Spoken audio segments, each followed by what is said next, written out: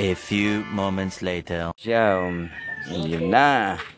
Ayun yung mga talbos namin kamote, talong.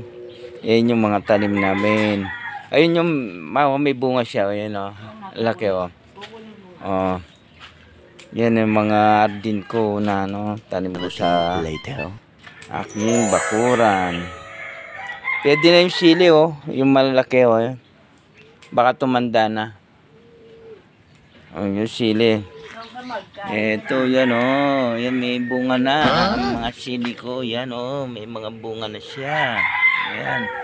Yung mga talong ko, yun o. Ayan. May mga bunga na yan. Yan o. Yan o, ayun o. Ayun, laki-laki. Yan. Sana all. Sarap pa yan o. May mga bunga na siya. So,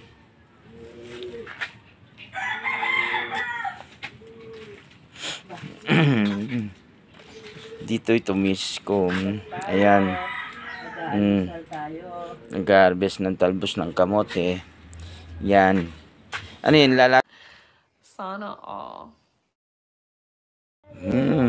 Mga bagong usbong. Pwede na. Mga bagong usbong na mga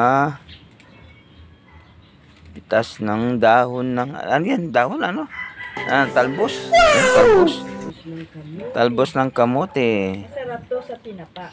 Yan, pag inaluan mo na yung ulam mo, tinapa. Ayun pa yung sa paa mo. Ay, malaki pa. Yung sa mga yan yung talong. yung talong. Yun. Kunin namin yung aming talong. Yun. Tsaka yung isa. Dalawa. Maliliit pa yung mga iba eh.